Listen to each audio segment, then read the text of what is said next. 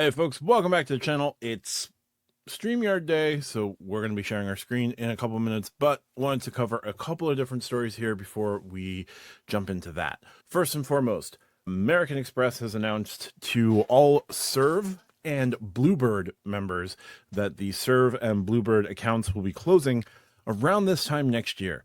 So they're giving about 11 months notice. The shutdowns are expected to occur in early June of 2026. They presented a timeline to Serve and Bluebird members. Huge shout out to Downgrade, who did a video about this earlier today. I'm going to put his video in the description down below. Check out his video for the full breakdown of how Serve was used by some members in the community. But Serve and Bluebird are going to be shut down this time next year. Potentially they'll get replaced in time.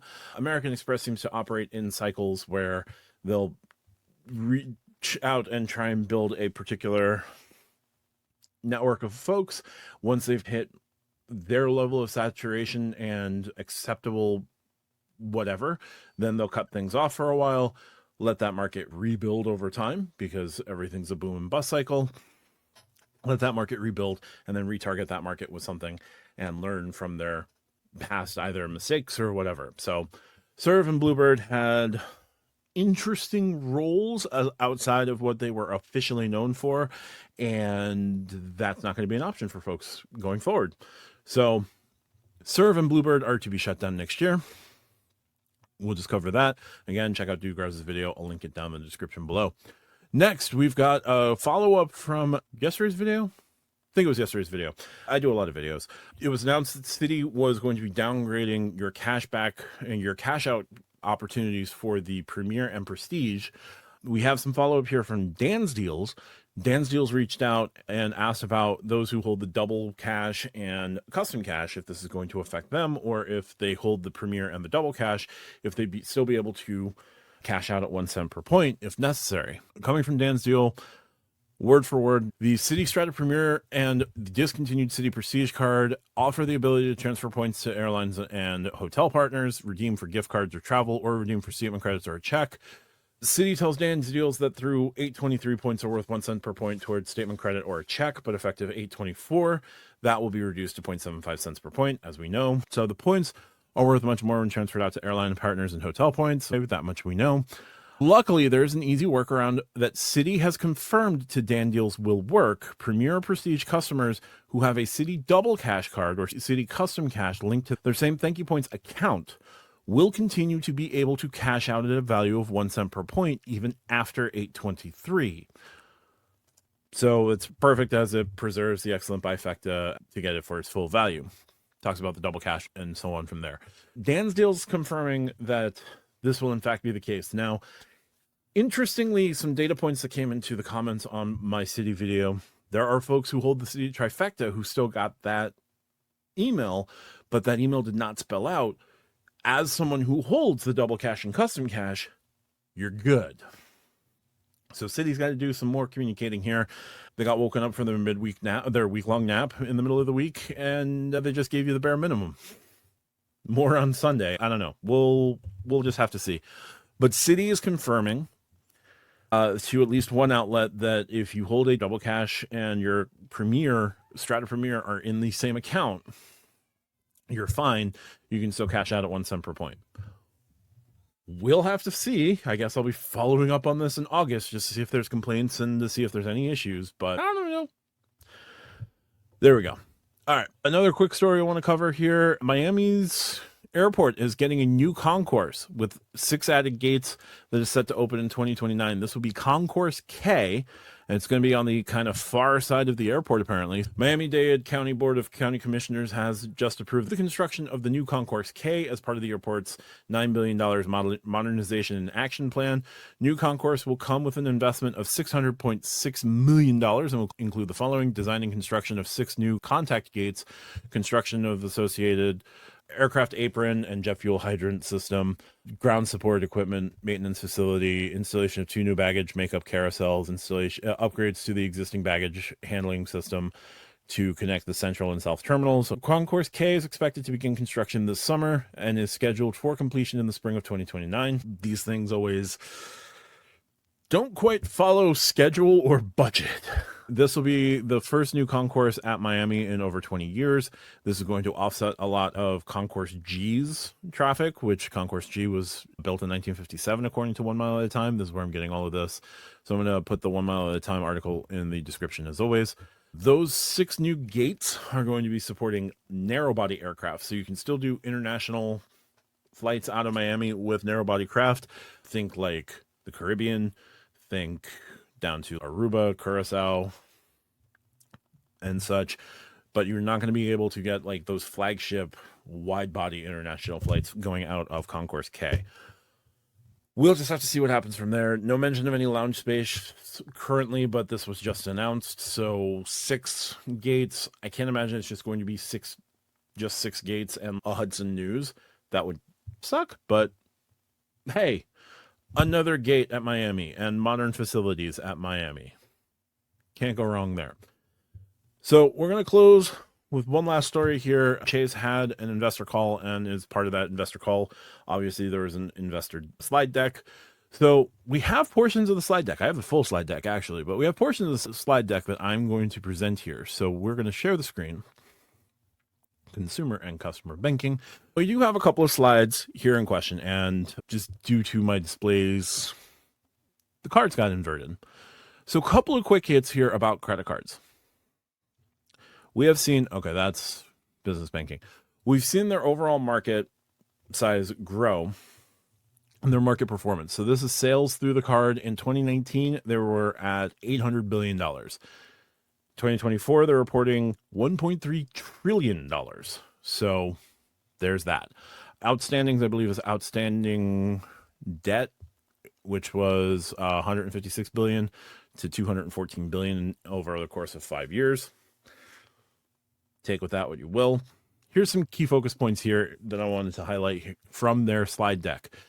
Opportunity. While being the overall market leader, we are not number one within affluent and SMB segments. So they're not number one with affluent customers, American Express, and small and medium business segments. American Express also has a pretty big SMB population. They're going to be aiming to go after affluent and SMB segments as a focus. Another big thing here, unlocking the power of data and distribution, 28% growth in new account production versus 2019. 140% lift in accounts booked from pre-qualified offers. So anytime you've gotten that you're pre-selected, pre-qualified, there's a huge increase from those for Chase, and a 3x greater revenue lift from machine learning risk models year over year. So their risk models are getting better for them because they're getting 3 times more revenue based off of those conclusions. They're also going to be continuing to leverage machine learning models to personalize offers and marketing. So the American Express, you're pre-qualified for a 100,000 point offer on the Business Gold. Start expecting to see some more of those in time from Chase. Chase and the coupon is not just going to be copying the coupon book. They're going to be copying American Express's customer acquisition path. Why do I say that? Because they are still not number one with affluent or SMB customers. Ink Unlimited offers or personalized Ink Preferred offers or personalized Ink Reserve offers. So this kind of tells me that there's definitely going to be an Ink Reserve of some sort because they're going to want that big honking card. This is definitely the way that you're going to get that to happen. They're also looking to make progress of long-term ambition of 20% share of outstandings. Now, not being a banker, I think outstandings is outstanding payments, but I don't think that's necessarily going to be the case. Couple features about cards. Here are the top line numbers to look at. There are 59 million active card accounts. Greater than 60% of card accounts are top of wallet customers. These are defined as customers who use their card at least 10 times a month or spend at least $833 a month through their cards.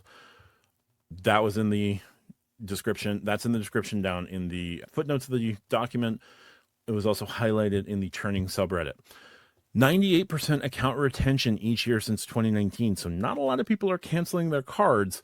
and about 65% millennial and Gen Z share of new branded card accounts. So millennials and Gen Zs are grabbing, I don't know, the World of Hyatt card, are grabbing the Marriott cards for reasons, the United cards, et cetera, et cetera. Wonder how that's happening. All right. When it comes to premium travel, they've had 11% growth, cashback plus 7% growth, small and medium business 13% growth, new to credit launched in 2023. That's the Chase Freedom Rise. Co-brand is a 7% growth. I'm sure if they want to keep pushing co-brand, they just refreshed the United Mileage Plus cards, providing most value the portfolio has ever seen. Refresh the Marriott Bonvoy Bold card. You could see refreshes to the Aeroplan card potentially. You could see refreshes to the World of Hyatt cards as well. And the IHG cards are also going to get an overhaul over time. Right? When it comes to premium travels, Chase Sapphire Preferred named the best travel credit card in 2024 by the Points Guy. No comment. Expanded our award-winning lounge network, opening 5 new Sapphire Airport lounges, including Phoenix and San Diego. They're also looking to launch Las Vegas this year, and there's LAX and the International Terminal, and I'm sure they're looking at their next slate of announced lounges that they will be pushing through in the not-too-distant future. They're looking to continue deepening with Chase Business Banking clients who contributed greater than 50% business card spend growth. So they're going to keep pushing business cards. They're going to keep pushing co-branded cards, and they're going to be pushing for that affluent market. That just says the Sapphire Reserve $795 annual fee. Yeah, that's definitely coming. Sapphire Preferred, you could see them go to $250 now. You could also see them come in with another card underneath just to keep a set of customers underneath, because they're not going to pay $250 for a card. They're not going to pay $795 for a card. So they're going to keep sort of safety net card out there, I'm sure. So I would not be surprised if there was, in 3 years, a $95 Chase Sapphire card, not called the Preferred. The Sapphire Preferred is $250, and then the Sapphire Reserve is $795. Would not surprise me in the least. There are going to be more business card offers. It looks like they're going to start doing personalized offers. Maybe personalized offers will allow you to not only have the Sapphire Reserve, but if they want to get more out of you, they could offer you the Sapphire Preferred or a new Sapphire card that would replace the Sapphire Preferred at $95. They're going to be pushing those business gold offers that folks see, or business platinum offers that people see when they log into their American Express accounts, and you're targeted for 100,000. Or you log in a couple days later, and the machine learning algorithm has pushed a 150K because you didn't take 100. Then they notice that you didn't take 150. Now they're pushing 200 or 250 at you. The same thing is going to be coming to Chase. They just don't have cards that they can really push. Spend $20,000 through this card, get 200,000 ultimate reward points yet. So there we go. That's going to do it for this one. Just wanted to highlight where Chase is seeing itself and what Chase has seen. With that market share, that market bit, 59 million accounts, they're never going to update the Freedom cards. They don't have to. That 60% top of wallet, unless you suddenly stopped using your Freedom cards collectively as an entire card spending population, they're not changing those cards. The 98% account retention, unless suddenly half of all cards just got canceled out of thin air, they're not going to change anything. I would like to see the cards make sense. The money dictates that the cards are going to stay exactly the same. They're going to go after higher tier individuals. So what can we do? That's going to do it for this one. If you like what I do, hit the subscribe button down below. If you want to consider supporting me here on YouTube, consider becoming a channel member, $2.99 a month. You can cancel at any time. Check me out on the Stack Your Points podcast. We release the show on Wednesdays and Fridays here on YouTube. Full show is released on Saturdays on the podcatcher of your choice. Thursdays, we do a live here at 8:30. It's a great hangout. Check out my pinned comment for ways to support me outside of YouTube. Buy me a Ko-fi, ways to support me without me giving or me having to extract X amount to Google. That would be a huge help. Also, check out my link tree for various referral offers. I have to update my Chase offers there. It's just easier to go through Linktree than it is to do Bitly's and stuff like that because I'm not paying for Bitly. But thanks so much for watching. Talk to you soon. Bye for now.